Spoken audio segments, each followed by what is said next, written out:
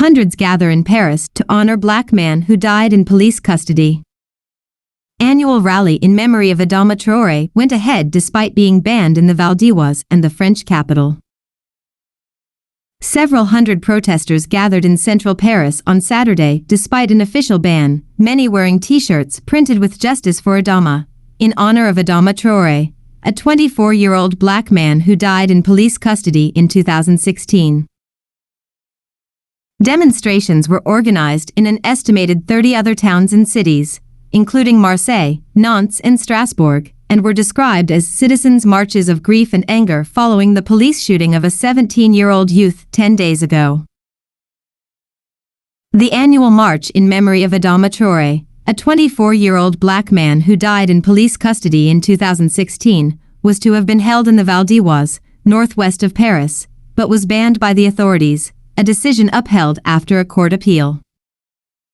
The organizers announced it would take place instead at Place de la République in the capital. However, on Saturday morning the Paris Police Prefecture banned the second march, saying it had not been given sufficient notice to mobilize enough officers to ensure it passed off peacefully. Laurent Nunez, the head of the Paris police, said the march was likely to attract radical elements with a view to committing acts of violence, the reasons which led the prefect of Val d'Oise to ban the gathering there. He pointed out permission for public demonstrations must be requested 3 days before the event. The authorities were anxious to avoid a reprise of the 6 nights of unrest that followed a police officer shooting dead of Nahel Merzouk during a traffic stop. Adama Traoré's family allege he was pinned to the ground by police officers and died of asphyxiation. His sister, Assa Traoré, has led a justice campaign for her brother, who has been described as France's George Floyd, a reference to the 2020 U.S. case of an unarmed Black man who died from asphyxiation after a white officer knelt on his neck. There have been no charges in the Traoré case, which the family want brought to court. The organizing committee said it was a precious and necessary commemoration for our families and for all those who defend equality and want an end to police impunity. On Saturday, Assa Traoré told the crowd at Place de la République, which included several representatives and MPs from the radical left La France Insoumise, LFI, France Unbowed, party, "We are marching for the young," to denounce police violence. "They allow neo-Nazis to march, but not us. France cannot give moral lessons. Its police is racist, its police is violent," she added. Police, who asked the crowd to disperse, were reported to have handed out €135, £115.35, fines to several protesters in the illegal demonstration, which left Place de la République to march peacefully towards the Gare de l'Est. "Leave peacefully.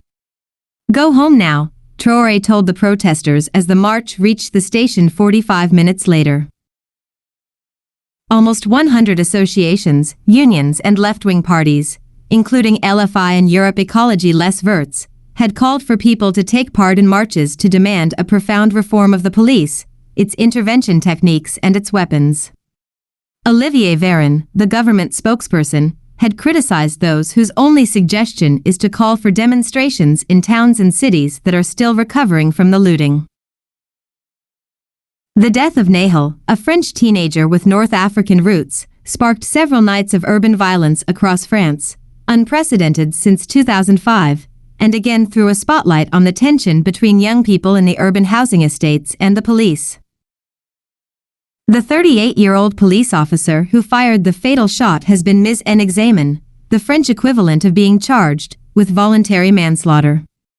Last week, a court decided he should remain in custody. On Saturday, French officials hit back at the United Nations for its criticism of the police handling of recent riots, saying the comments were biased and approximative.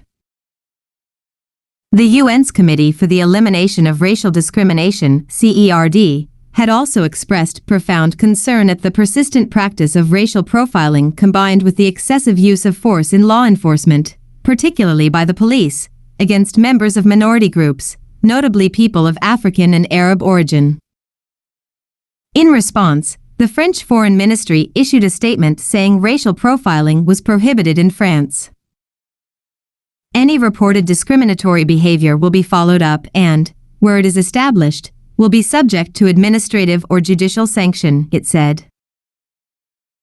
It pointed out that the police officer who fired the fatal shot that sparked off the riots was immediately brought before the courts and is now under investigation for culpable homicide.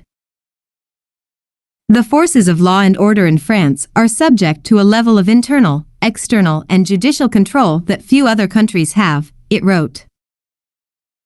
The statement called on the UN Committee to show more discernment and moderation in its comments, which it regrets are one-sided and approximate. It added that there was a sense of incomprehension at the lack of solidarity and compassion for the elected representatives or representatives of French institutions who have been attacked, and for the 800 policemen, gendarmes, and firemen injured. The fight against racism and all forms of discrimination is a political priority, the ministry added.